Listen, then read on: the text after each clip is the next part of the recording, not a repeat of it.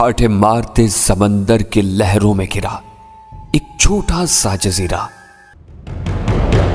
جہاں تمام مسلم دنیا کو ختم کرنے کے منصوبے بنائے جا رہے تھے۔ لیکن قدرت بھی اپنے منصوبے بنانے میں لگی ہوئی تھی۔ اسے کسی اور جگہ تلاش تھی، اپنے ماں باپ، اپنی شناخت، اپنے مذہب کی۔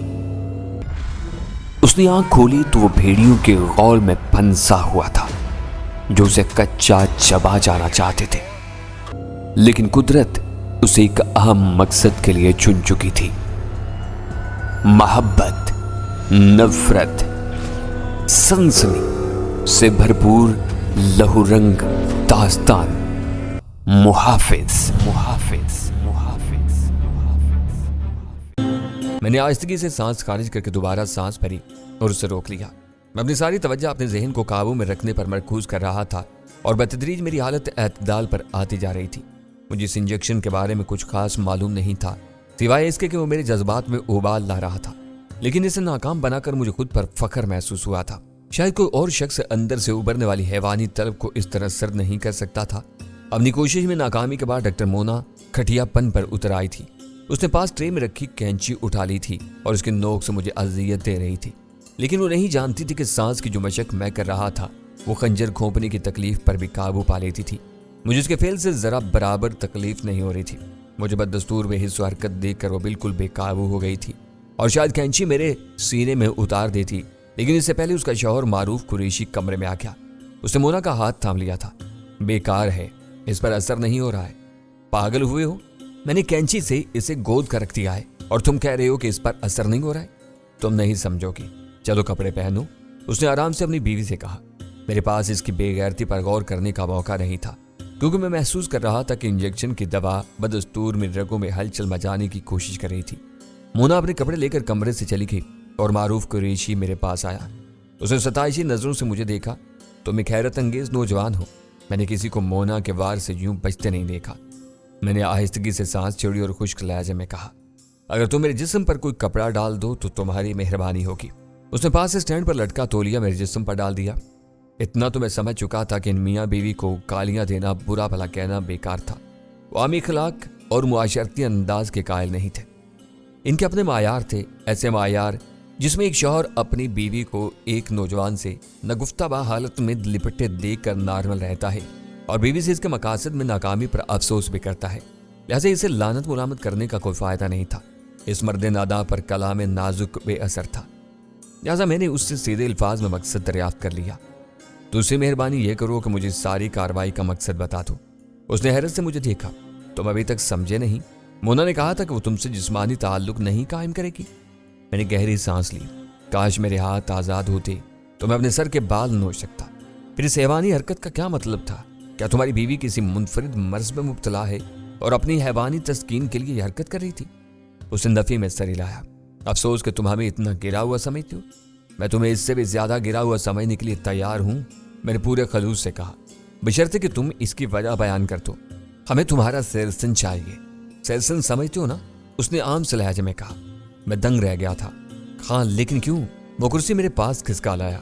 دیکھو میں تمہیں یہ سب اسی لیے بتا رہا ہوں کہ تم اگلی بار مزاحمت نہ کرو۔ دیکھو اس طرح تم ایک طرح سے معاشرے کی خدمت کرو گے۔ ہمیں تم جیسے خوبصورت اور صحت مند نوجوانوں کا سپرم چاہیے ہوتا ہے۔ وہ کس لیے؟ میں نے احمقانہ انداز میں پوچھا۔ دیکھو ہمارے معاشرے میں بہت سی بے اولاد خواتین ہیں جن کی شوہر بچہ پیدا کرنے کی صلاحیت سے محروم ہیں۔ ہم ان کی مدد کرتے ہیں، انہیں ٹیسٹ ٹیوب کی مدد سے بچہ دیتے ہیں اور اس کے عوض دونوں ہاتھوں سے دولت کماتے ہو۔ میں نے تلخی سے کہا، اس میں برائی کیا ہے؟ وہ برا مانے بغیر بولا، ہم ان کے کام آتے ہیں۔ ان عورتوں کو خاندان اور معاشرے میں اپنا اسٹیٹس برقرار رکھنے کے لیے بچے کی ضرورت ہوتی ہے۔ اگر ہم ان سے منہ مانگی فیس لیتے ہیں تو کیا برا کرتے اور معاشرے کو ناجائز بچوں کا تحفہ دیتے ہو؟ تم لوگ تو نسلیں بگاڑ رہے ہو۔ یہ سب سمجھ کے الٹ پھیر ہے۔ اس سے کیا فرق پڑتا ہے کہ بچہ اس شوہر کا نہیں ہے جس کی بیوی نے پیدا کیا ہے؟ کسی کو کیا معلوم؟ کیا اس شوہر کو بھی نہیں؟ انہیں پتا ہوتا ہے، کیونکہ اس طرح خود ان کے عیب کی پردہ پوشی ہوتی ہے، اس لیے وہ مان جاتے ہیں۔ پھر انہیں یہ اطمینان بھی ہوتا ہے کہ ان کی بیوی کو کسی مرد نے چھوا نہیں ہے۔ بچہ تو ٹیسٹ ٹیوب کے ذریعے ہوتا ہے، اس سے مرد عورت کا ایک دوسرے کے نزدیک آنا قطعی ضروری نہیں ہے۔ कैसा लर्जा खेज इंकिशाफ था। ये लोग मुआशरे को किस रुख पर ले जा रहे थे और इनके नज़दीक हलाल और हराम की जर्रा बराबर भी अहमियत नहीं थी। वो मेरे जिस्म से तुलीदी मादा हासिल करके बे औलाद औरतों को नाजायज़ बच्चों का तोहफा देना चाहते थे और अपने ताई इसे दुरुस्त समझ रहे थे। तुम लोगों को बेशुमार रजाकार मिल जाएंगे अगर तुम्हारी बीवी साल में इनके सामने आए, जिस तरह मेरे सामने आई थी, तो इन्हें इंजेक्शन की जरूरत भी नहीं होगी। मैंने तंज किया, यह हमारा काम है, लिहाजा हम बेहतर समझते हैं कि किस तरह करना चाहिए। उसने खून के घूंट पीकर कहा। इस तरह जबरदस्ती बांध कर? मैंने कहा, क्या तुम्हें खतरा नहीं है कि इस तरह तुम खतरे में पड़ जाओगे? हम हर खतरे का सद्जवाब करना जानते हैं, उसने मुबहम अंदाज में कहा, लेकिन उसके सरसरी से लहजे की तह में छुपी सफाकी मैंने भांप ली थी। गालबन इसके बाद मुझे जिंदा न छोड़ते। मैं एक के बाद एक मुसीबत में पड़ रहा था। जमशेद पैलेस नासाजगार हालात के बावजूद मेरी एक महफूज कले की तरह था। इसे निकलकर मैं मुसीबत बल्कि मुसीबतों में पड़ गया था। इन बदबख्तों से निकलकर भागा तो यकीनी अरशद बिल्ला एंड ग्रुप के कब्जे से तो इन मुअज़्ज़ज़ नजर आने वाले जराइम पेशा मियाँ बीवी के जंगल में फंस गया था, जो मेरे जिस्म से जिंदगी कशीद करके इसे मुंह मांगे दामों जरूरतमंदों को बेचना चाहते थे। तुम एक टेस्ट ट्यूब बेबी के बदले क्या लेते हो? मैंने ऐसे ही पूछ लिया। खरीदार की जेब के हिसाब से 5 से 10 लाख तक, बल्कि सरहद के एक सरदार ने खुश होकर हमें 20 लाख रुपए दिए थे। मैं एक बार फिर तंग रह गया। ये वो जमाना था जब लाख की सचमुच अहमियत हुआ करती थी। जिसके पास इतनी रकम होती थी उसे दौलतमंद समझा जाता था। वे केस का 5 लाख लेते थे, कोया दोनों हाथों से दौलत समेट रहे थे। तुम इसे महफूज किस तरह रखते हो? वो मेरा मतलब समझ गया था। हम इसे जदीद तरीन साइंसी तरीके से महफूज करते हैं। 10 साल 20 साल जितने अरसे चाहे महफूज कर सकते हैं। अभी हम मुल्क की सतह पर काम कर रहे हैं, लेकिन जल्द इसे बैनुल-अक़वामी सतह तक ले जाएंगे, यानी बड़े पैमाने पर हरामजादे पैदा करोगे। मैंने दिल में सोचा। वो गौर से मुझे देख रहा था। उसे समझाने के अंदाज में कहा, सुनो, अगली बार मुज़ाहमत मत करना। मैं वादा करता हूँ अपना काम करके हम तुम्हें जाने की इजाज़त दे देंगे, इस दुनिया से जाने की। मैंने फिर दिल में सोचा और मक्कारी से जवाब दिया, मुझे भी कोई एतराज़ नहीं है, लेकिन इस तरह बांध कर यह हमारी मजबूरी है। उसने फैसला कुन लहजे में जवाब दिया और एक स्टैंड लाकर मेरे बराबर में रख दिया। इस पर एक ड्रिप लगी थी। उसने ड्रिप की सुई मेरे बाजू में उतारी और फिर ड्रिप में कुछ इंजेक्शन भी खाली कर दिए। फिर उसने मेरा बाजू थपका, अब आराम करो, मैंने नींद की दवा भी डाल दी है, सुबह मुलाकात होगी। मैं बौखला गया, क्या मतलब फिर रात होगी? उसने इस बात में सिर हिलाया। इस वक्त 9 बज रहे हैं, देखो मुझे जाने दो। मैंने उसे समझाया, तुम नहीं जानते हो मेरा ताल्लुक किन लोगों से है, और वो तुम तक आ गए तो तुम्हें पनाह नहीं मिलेगी। वो शातराना अंदाज में मुस्कुराया। अगर हम तक आए तो? वो बोला, भला इन्हें क्या मालूम कि तुम कहाँ हो और किसके पास हो? ऐसा मत कहो, मैंने ज़हन पर तारी होने वाली गनुदगी से लड़ते हुए कहा। मौत कब कहाँ से आ जाए इंसान को पता नहीं चलता है, इसलिए तुम भी किसी खुशफहमी में मुब्तला मत रहो। उसने मेरा गाल थपथपाया। सो जाओ बच्चे, और हाँ, सुबह मोना के साथ ताउन करना, वरना वो तुम्हें ऐसे इंजेक्शन भी दे सकती है कि तुम्हारे दिमाग की शरियान फट जाए। इस उम्र में तुम मरना या मफलूज होकर बिस्तर पर पड़े रहना पसंद नहीं करोगे। मेरे बदन में सर से लहर दौड़ गई थी। वो कितने आराम से मुझे धमका रहा था और उसके अंदाज से जाहिर था कि वो ऐसा करने की कुदरत रखते थे। वो चला गया और उसके जाते ही मोना आ गई। इसके अंदाज में तेज था और इसका गुस्सा करना फितरी था। मैंने जिस तरह उसकी कोशिश नाकाम बनाई थी, इससे पहले शायद उसे कोई तजर्बा नहीं था। उसने मेरे पास आकर मेरे बाल मुट्ठी में जकड़े और बिल्ली की तरह गुर्राई। अब के मैंने हल्का इंजेक्शन दिया था, आइंदा ऐसा इंजेक्शन दूंगी कि तुम हिल भी नहीं सकोगे। हिला तो मैं अब भी नहीं था। मैंने मारी के अंदाज में कहा तो उसका चेहरा सुर्ख हो गया था। मैं तुम्हें निचोड़ कर रख दूंगी। अगर तुम कर सको मोना डार्लिंग तो जरूर निचोड़ लेना। मैंने आंखें बंद कर ली। वैसे तुम और तुम्हारे शौहर दोनों मुनाफिक हो। तुम उसकी वफादार बनती हो, लेकिन मुझे देखकर तुम्हारी आंखों में जो चमक आई थी वो किसी वफादार बीवी की आंख में नहीं आ सकती है। बको मत। वो गुर्राई और मुझ पर फिर झुक कर धीमे लहजे में बोली, तुमने किसी कदर सच कहा है। मारूफ के बाद तुम पहले शख्स हो जो मुझे अच्छे लगे हो। अगर तुम मेरे काम आओ तो मैं तुम्हारा दिल भी खुश कर दूंगी। बोलो क्या कहते हो? इससे बेहतर होगा कि मैं किसी तवाइफ की कुर्बत कबूल कर लूं। वो तुमसे लाख दर्जे बेहतर होगी, कम से कम बेजमीर तो नहीं होगी। मैंने जहरीले लहजे में कहा। इस पर एक बार फिर दौरा पड़ गया और उसने अपने खूनखार नाखूनों से मेरे चेहरे और सीने पर निशान डाल दिए थे। तकलीफ के बावजूद मैं मुस्कुराता रहा। अगर तंग आकर वो बकती झकती चली गई। मैं चेहरे और सीने पर सख्त तकलीफ महसूस कर रहा था, मगर साथ ही ड्रिप में शामिल की जाने वाली दवा मेरे आसाब पर असरअंदाज हो रही थी। ये दोनों मियाँ बीवी देखने में मुहज्जब और शरीफ नजर आते थे, मगर बदबातिन भेड़िए से ज्यादा सफाक और गीदड़ की तरह बेगैरत थे। इनके लिए दौलत ही सब कुछ थी। हालांकि वो गरीब तबके से ताल्लुक नहीं रखते थे। मारूफ कुरैशी का कारखाना था और मोना भी डॉक्टर थी। दोनों अपने पेशों में मेहनत करते, तब भी कामयाबी हासिल करते और इज्जत भी कमाते, मगर इन्हें इज्जत का मफहूम ही पता नहीं था। इसलिए वो पैसा कमाने के मामले में जायज़ और नाजायज़ के भी कायल नहीं थे। वो सिर्फ बेज़मीर ही नहीं, मुजरिम भी थे। मारूफ की बातों से लग रहा था कि वो इससे पहले भी कई अफराद के साथ ये हरकत कर चुके थे, और इनका क्या हुआ? गालबन वही जो मेरा होना था। ये किसी नौजवान को इस वक्त तक निचोड़ते रहते थे जब तक वो मर नहीं जाता था, और उसके बाद वो इसकी लाश खामोशी से कहीं दफना देते थे।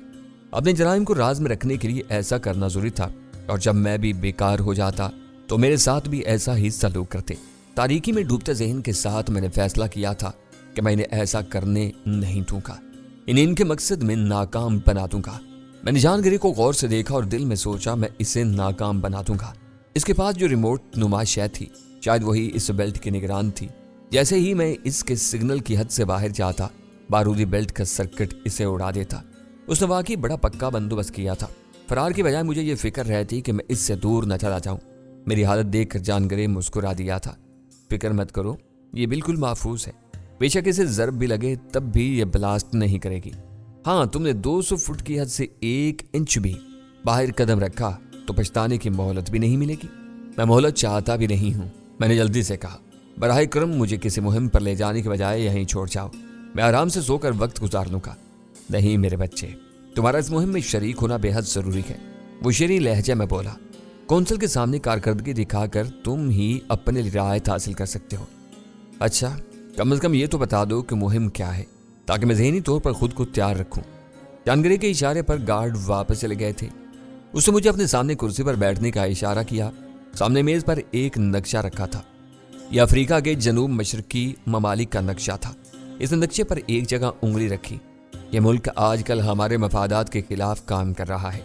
इस मुल्क पर एक ज़माने में बरतानिया उज़्मा की हुकूमत थी। आज़ादी के बाद इसके सियाफाम सदर ने यहाँ पर आबाद कोरों के खिलाफ नस्ल प्रस्ताना इकदामात शुरू कर दिए, यानी तुम लोगों को तुम्हारे सिक्कों में अदायगी करने लगा। मैं हंसा।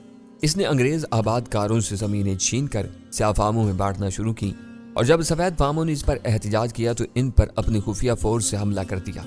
मशरकी हिस्से में होने वाले फसादात में 100 से ज़्यादा सफ़ेद फाम मारे गए। मैंने इन फसादात के बारे में पढ़ा था। मैंने तो सुना है कि असल में सफ़ेद फाम आबादकारों ने कुछ स्याह फाम औरतों को अगवा करके इनकी आबरू रेजी की और फिर इन्हें कत्ल कर दिया। इस पर फसादात फूट पड़े और इनमें कुछ सफ़ेद फाम मारे गए थे। असल मसला ये है कि इस शख्स की पॉलिसियों की वजह से पूरे अफ्रीका में सफ़ेद फामों के खिलाफ नफरत बढ़ रही है। नफरत इस मुल्क के सदर की वजह से नहीं, बल्कि तुम लोगों की हरकतों की वजह से बढ़ रही है। मैंने उसकी बात काटी। वरना तुम्हें इसराइल और बोस्निया में होने वाली नस्ल परस्ती क्यों नजर नहीं आती? सियासत पर बात मत करो, उसने नागवारी से कहा। तुम्हें तलखी से मुस्कुरा दिया। यही तो सियासत है तुम लोगों की। जहां तुम्हारे मफाद के खिलाफ बात हो या तुम्हें आईना दिखाया जाए तो तुम इसे सियासत करार देते हो। गालिबन तुम इस मुहिम के बारे में ब्रीफिंग लेना चाहते थे, उसने झुंझलाए हुए अंदाज में कहा। ओके, अब मैं कोई सच नहीं बोलूंगा। मैंने मुंह पर हाथ रखा। हमारे हदफ साहिल से 3 किलोमीटर आगे एक फार्म और इसके पास कायम आर्मी कैंप है। आर्मी कैंप से तो समझ में आता है फार्म पर हमला किस खुशी में करना है। इस फार्म के मालकान ने इस इलाके में सियाफामों के खिलाफ होने वाली कार्रवाई में हिस्सा लिया था, लिहाजा इन्हें भी सजा मिलनी चाहिए। तुम लोगों की तैयारियों से लग रहा है कि तुम कत्लेआम की नीयत से जा रहे हो। मुजरिमों को सजा देने के लिए सफाकाना रवैया अपनाना पड़ता है। जानगिरी किसी भेड़िए की तरह दांत नकोस कर बोला। आज रात के हमले के बाद इस मुल्क के हुक्मरानों को पता चल जाएगा कि सफ़ेद फामों का खून इतना भी सस्ता नहीं है। मैंने अफसोस से सर हिलाया। तुम लोगों का यही रवैया दुनिया को तबाही की तरफ ले जा रहा है। खून चाहे सफ़ेद फाम का हो या किसी रंगदार बाशिंदे का, बराबर की हैसियत रखता है। इस मुल्क से ज़रा ही दूर एक और मुल्क में नस्ल प्रस्त सफ़ेद फामों ने 100 साल से ज़्यादा मकामी लोगों को गुलाम बना कर रखा था। इनका बेदुरे कत्ले आम किया, तब तुम लोगों को एहसास नहीं हुआ? जानगिरी मेरी बहस से झुंझला रहा था। उसने खुद पर काबू पाते हुए कहा, फजूल बहस करने की बजाय तैयारी करो। क्या मुझे भी कोई असलहा दिया जाएगा? मैं हमले में हिस्सा नहीं लूंगा, लेकिन मुमकिन है मुझे अपने दिफा की जरूरत पेश आ जाए। जानगिरी ने एक कोल्ट पिस्टल निकाल कर मेरी तरफ बढ़ा दिया। ये काफ़ी रहेगा तुम्हारे लिए। मैंने पिस्टल लेकर देखा।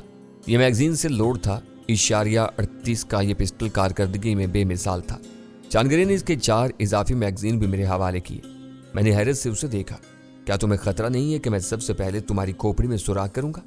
जानगिरी ने नफी में सर हिलाया। इस बेल्ट के होते हुए मुझे इस किस्म का कोई खतरा नहीं है। इसने मेरी गर्दन में बंधी बेल्ट की तरफ इशारा किया। क्या तुम समझ रहे हो कि इसका एक्टिवेट करने का आला ये रिमोट है? तो तुम बिल्कुल गलत समझ रहे हो। रिमोट ने इसे ऑन जरूर किया है, मगर इसके एक्टिवेशन का ताल्लुक मेरे दिल के साथ मुंसलिक एक डिवाइस से है। अगर तुम इसे 200 फुट से ज्यादा दूर गए या मेरे दिल की धड़कन रुक गई तो यह बेल्ट ब्लास्ट हो जाएगा। यानी तुमसे पास रहना और तुम्हारा जिंदा रहना मेरे लिए जरूरी है। दुरुस्त कहा तुमने। और अगर तुम इस मुहिम के दौरान काम आ गए तो मैं बेमौत मारा जाऊंगा। जानगरे आयाराना अंदाज में हंसा। इसलिए तुम मेरी हिफाजत भी करोगे। इस बात का क्या सबूत है कि तुम्हारे सीने में सचमुच कोई डिवाइस लगी है और इससे इस बेल्ट का चार्जर मुंसलिक है? अभी पता चल जाएगा जब हम नीचे उतरेंगे, उसने बेपरवाही से जवाब दिया। मैं इस रिमोट कंट्रोल को यहीं छोड़ जाऊंगा। जानगरे मुझे लेकर बाहर निकला जहां इसका दहशतगर्द दस्ता मुस्तैद था।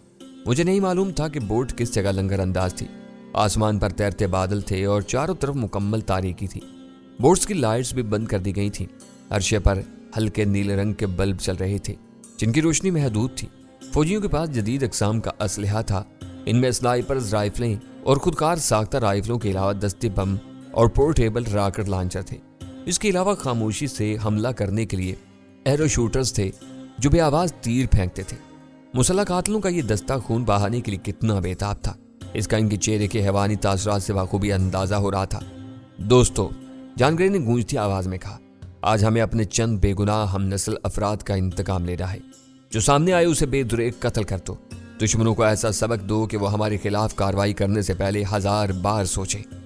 जानगरे की इस मुख्तसर सी तकरीर के साथ ही वो लोग हरकत में आ गए और बोट के किनारे से लगी सीढ़ी से नीचे उतरने लगे। इसी वक्त हवा भरी रबर की मोटर बोटें पानी में उतार दी गई थी। हर किश्ती पर 12 अफराद की गुंजाइश थी और कुल 5 किश्तियां थीं। मुझ समेत 53 अफराद थे। मैं आखिर में मोटर बोट में उतरा था। जानगरे मेरे साथ था। देखते देखते 5 किश्तियां एक तरफ रवाना होगी। जब हमारी बोट स्टार्ट होकर आगे बढ़ी तो इंजन की हल्की सी आवाज आई जो चंद गज से ज्यादा दूर नहीं जा रही थी। इन बोट्स में कोई ऐसा इंजन लगाया गया था जो बहुत कम आवाज देता था। वो सब स्याह कपड़ों में थे। मेरी पतलून गहरे रंग की थी और सफेद कमीज छुपाने के लिए मुझे एक अदद गहरे रंग की जैकेट दे दी गई थी। मुसल्लह दस्ते की क़यादत करने वाला कर्नल सबसे अगली बोट में था। वो मुतवस्सित कामत और खुटे हुए जिस्म का, सूरत से सख्त मिजाज नजर आने वाला शख्स था। रास्ते में जानगरी ने एक छोटा सा हैंडसेट मेरी तरफ बढ़ाया। ये बेहद मुख्तसर और महदूद फासले पर काम करने वाला वाकी टाकी था। इसे कान के अंदरूनी हिस्से में फंसाया जाता था।